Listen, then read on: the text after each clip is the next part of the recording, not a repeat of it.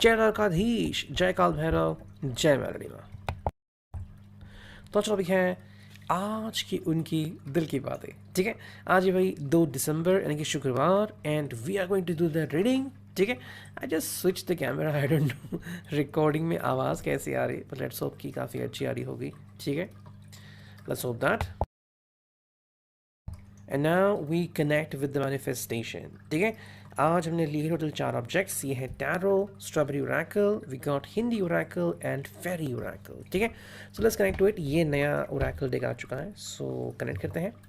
हमें positive energy से recharge करना है, हमें सबकॉन्शियसली पावरफुल बनना है, हमें प्यार को एक्सेप्ट करना है, एंड मोस्टली किसी के दिल में प्यार जगाना भी है।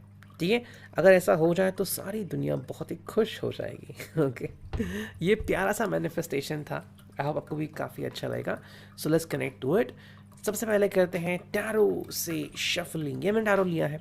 ठीक है, so let's connect to it, देखते हैं हमें क्या रीडिंग मिलती है, एंड करते हैं कार्ड्स को शफल, करते हैं 2-3 बार और शफल, है ना, कि हमें प्रॉपर अंडरस्टैंडिंग एंड सही गाइडेंस मिल जाए। So let's connect to it.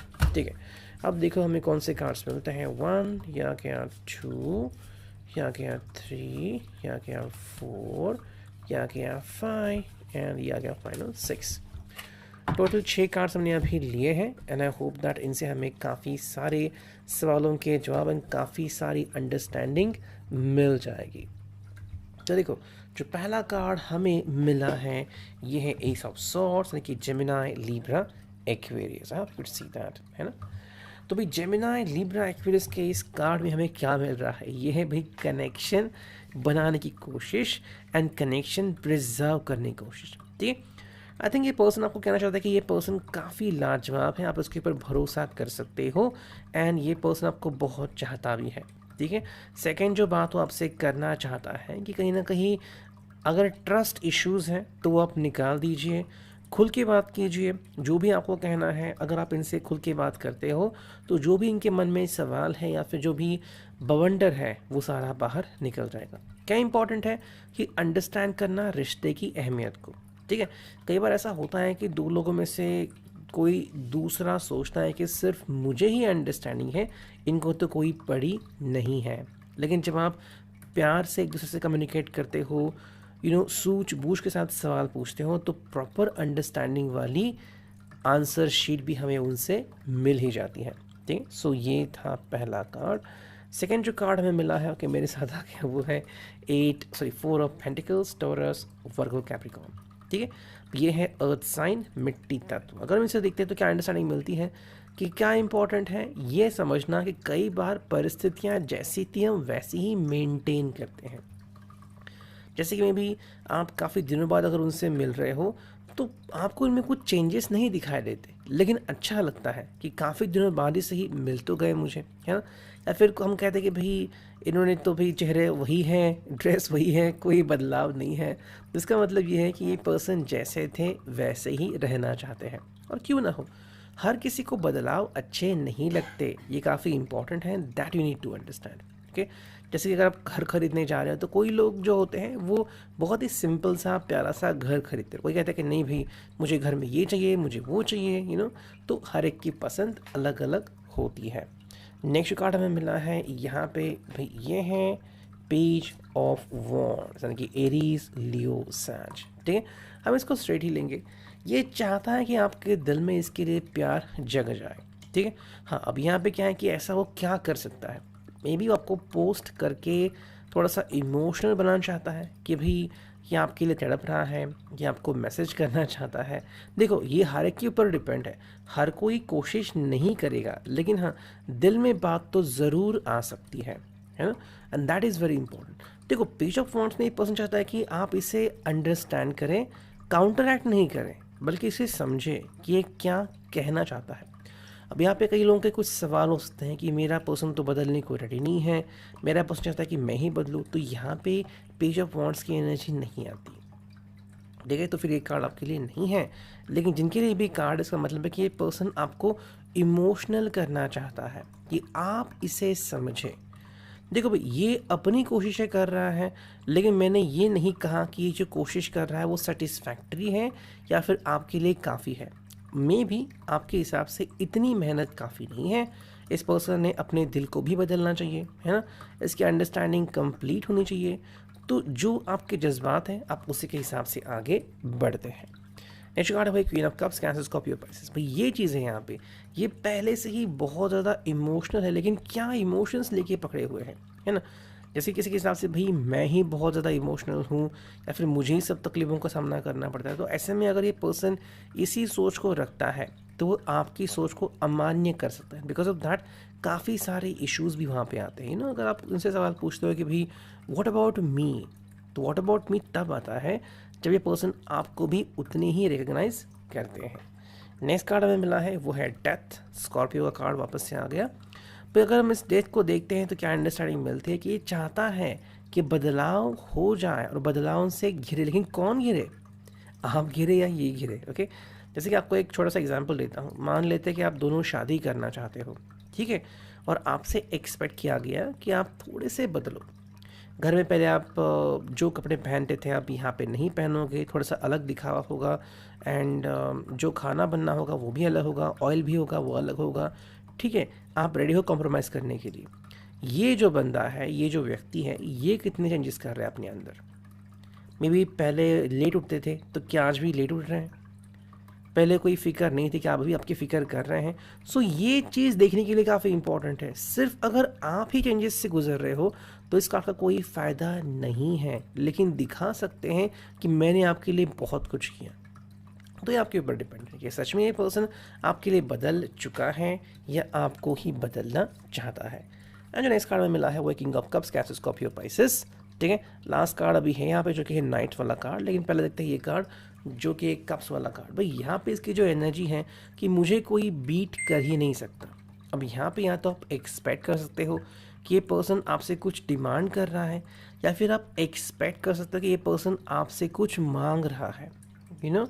लेकिन फिर चीज़ें ऐसी होती है कि इस पर्सन को अपने अंदर भी तो कोई चेंजेस लाने होंगे।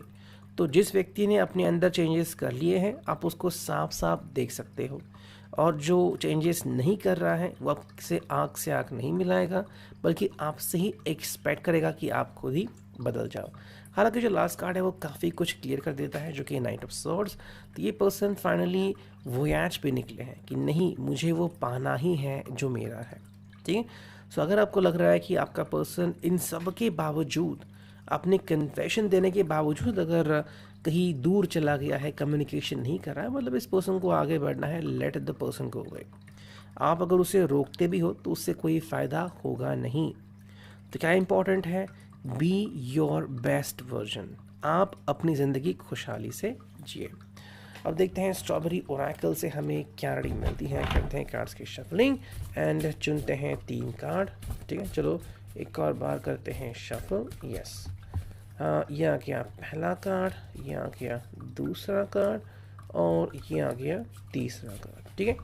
3 कार्ड आ चुके हैं। देखते हैं क्या है इन कार्ड से रीडिंग।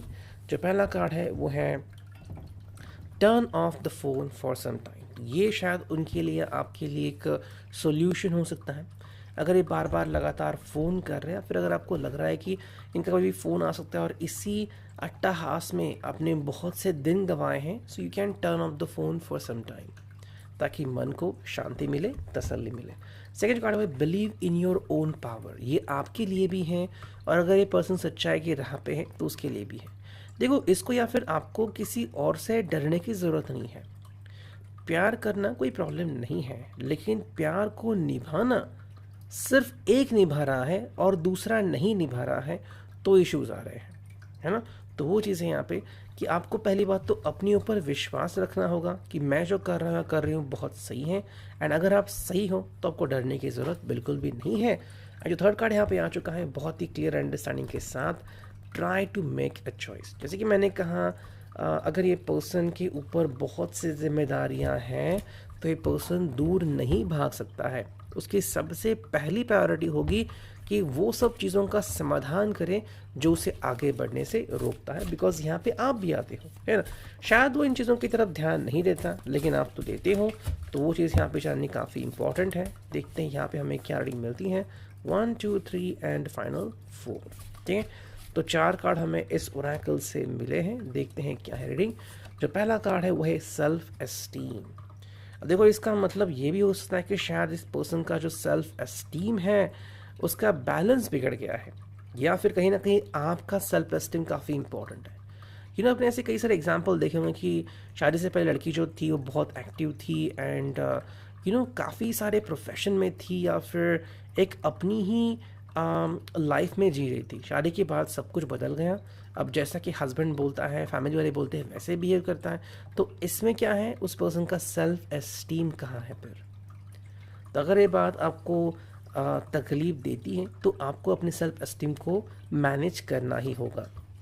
सेकेंड जो कार्ड है वो है द ट्रुथ, सच्चाई। तो क्या है ये? देखो, कई बार हमें वो चीज़ जानने तकलीफ वाली लगती है कि इस पर्सन के इरादे क्या है, लेकिन सबसे ज़रूरी बात आती है कि क्या है इसका ट्रुथ। क्या ये सच में आपके साथ अपनी ज़िंदगी बिताना चाहता है, या फिर ये आपके साथ मिलके आपको बदलना चाहता है? ये जवाब आपको खुद को ही ढूंढना होगा। नेक्स्ट कार्ड है वो है रेक्यूपरेशन के अच्छा हो जाना। वही चीज़ हमसे एक्सपेक्ट कर रहे हैं कि ये पर्सन अपने आप को बदले और ज़िंदगी में आगे बढ़े। जो फोर्थ कार्ड है वो है डिसेप्शन। तो ये एक चीज़ हो सकती है शायद आपके लिए या इस पर्सन के लिए भी, कि किसने डिसेप्शन दिया है या किसने डिसेप्शन लिया है। शायद आपने डिसेप्शन लिया होगा और इस पर्सन रिसेप्शन दिया होगा, तो ये जानना आपके लिए भी काफ़ी इंपॉर्टेंट है। एंड देखते हैं 2 card from the fairy oracle. जो पहला कार्ड है वो है फ्रेश स्टार्ट। अगर आपको तकलीफ़ हो रही है या फिर इस पर्सन को तकलीफ़ हो रही है, तो एक नई शुरुआत करना ही एक बेहतर रास्ता हो सकता है किसी के लिए भी।